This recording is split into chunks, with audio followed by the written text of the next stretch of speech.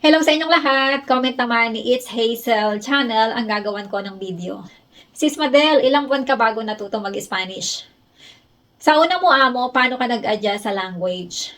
Maraming salamat sa walang sawang pagsuporta sa aking mga ginagawang videos. Regarding sa kanyang katanungan kung ilang buwan ba ako bago natutong mag-Spanish, unfortunately, 6 na taon na ako dito sa August, pero hindi pa ako marunong mag-Spanish at basic lamang alam ko.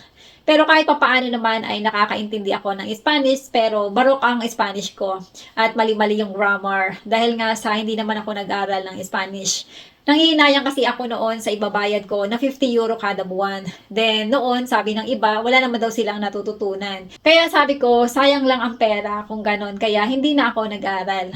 Nung bago naman ako, nag-try ako na mag-enroll sa mga libreng nagtuturo. Kaya lang, yung unang pinuntahan namin ng kapiso ko ay wala nang bakante, paunahan kasi doon.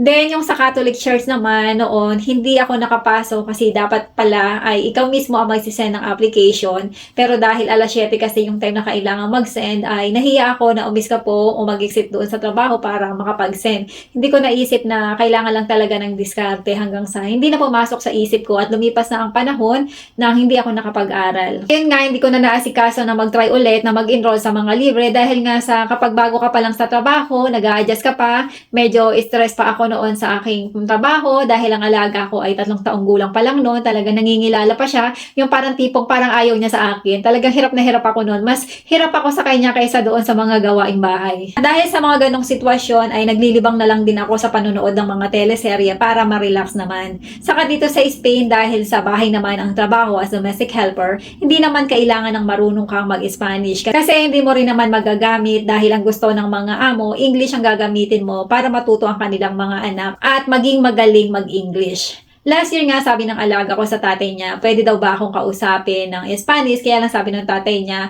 mas maganda daw kung English. O diba, logi ang chika kasi sila ang nakinabang sa English natin pero tayo hindi tayo natuto sa kanila. Saka yung alaga ko dati minsan kinausap ko ng Spanish, aba sabi sa akin, Madel, pwede ka ba magsalita ng English? Kaya yun, wala. Hindi ko na inulit. Minsan kinakausap ko siya yung iba na talagang simple lang, yung mga basic lang at hindi na siya nagreklamo kasi basic lang naman yung ginamit ko na Spanish. Dito naman sa Spain na sa inyo kung gusto nyong matutong mag-Spanish. Ngayon pala, required na talaga na may Spanish language certificate kayo na ipapasa para sa pag-process ng papel nyo for Arraigo Social. I think kung hindi ako nagkakamali, kahit isang certificate lang okay na yon. Nasa inyo na lang yan kung talagang mag-aaral kayo ng Spanish kasi marami palang level yung pag-aaral ng Spanish language. The level of learning Spanish are typically divided into 6 stages. Yung A1, para sa mga beginner, you can use simple phrases, introduce yourself, and understand basic expression for daily needs. Yung A2 naman, yung parang elementary, you can communicate in routine tasks, describe your background, and understand frequently used expressions. B1, intermediate, you can handle most trouble situations, discuss topics of personal interest, and describe events or dreams. B2, ito yung upper intermediate, you can speak with fluency on various topics, understand complex texts, and express your opinion confidently. C1, yung advanced, you can use the language flexibly in social, academic, or professional settings and understand implicit meaning. Then yung C2, yung proficient, you can effortlessly understand and produce language almost like a native speaker. Yan yung mga level sa pag-aaral ng Spanish. Nasa sa inyo kung hanggang anong level ang gusto nyong matutunan. At kayo na lang din ang pumili kung saang school kayo mag-aaral. May mga school talaga na ituturo lahat ng level na yan, kaya lang may medyo may kamahalan. Nasa sa inyo na lang yan pagdating nyo dito.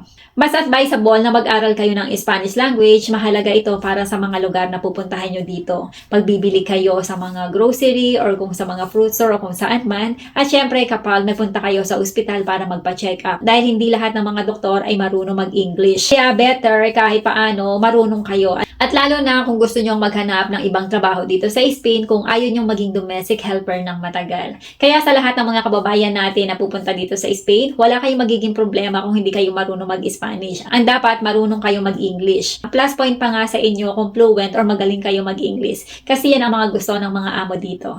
Sana may natutunan kayo sa video kong ito. Maraming salamat sa panonood at magkita-kita tayo sa mga susunod kong video.